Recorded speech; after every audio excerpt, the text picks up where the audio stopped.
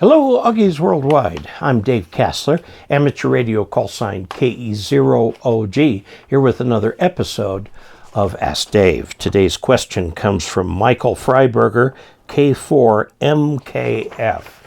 Now, before I jump into the question, I want to thank our sponsor for today's video, and that sponsor is you. Thank you very much for being patrons and PayPal supporters and tipsters, whatever it may be.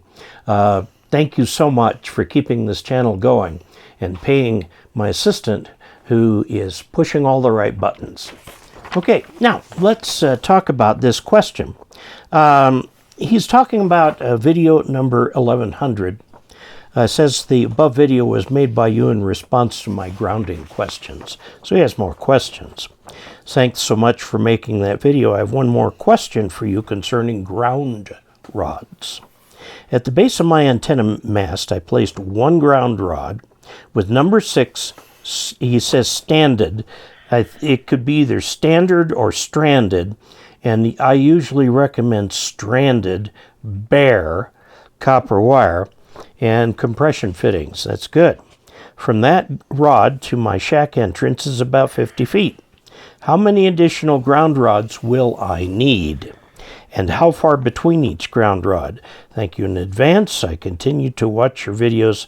They're very informative. Well, thank you very much, Michael. I appreciate that.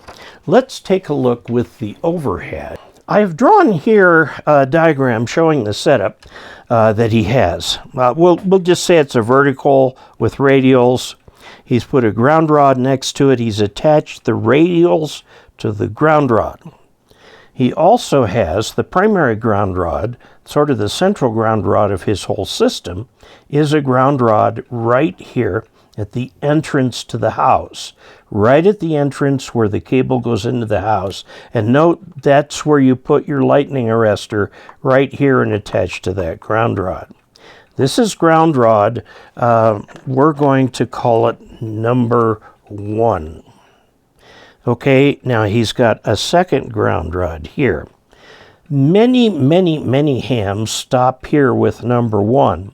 But if you really look at the National Electric Code and you look at the book, Grounding and Bonding for Radio Amateurs, version 2, or edition 2, it gives you far more information.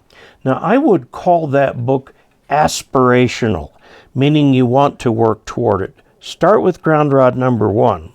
You can do number 2. Now, this here that connects the two ground rods means they're bonded together, okay?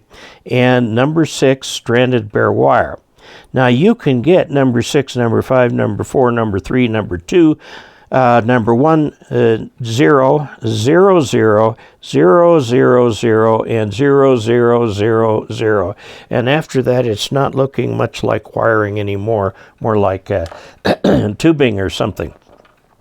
Now, these are pretty big wires. But number 6 will do. Now, the reason I say number 6 stranded bare is because if you bury this wire, it acts like half a ground rod, especially if this soil has got any moisture in it at all.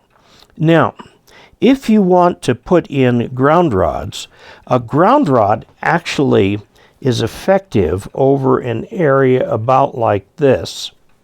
Okay, it puts the radio waves into an area like this. So since these are 8-foot ground rods, you can put 8-foot ground rods here about 16 feet apart. You can look in the book for an exact recommendation. Okay, so if you've got 16, 32, 48, he's about 50 feet away. So that would mean 2 extra ground rods. I'll call this number 3 and this one number 4. Start with this one, aspire to this one, and aspire to these right here for good lightning protection.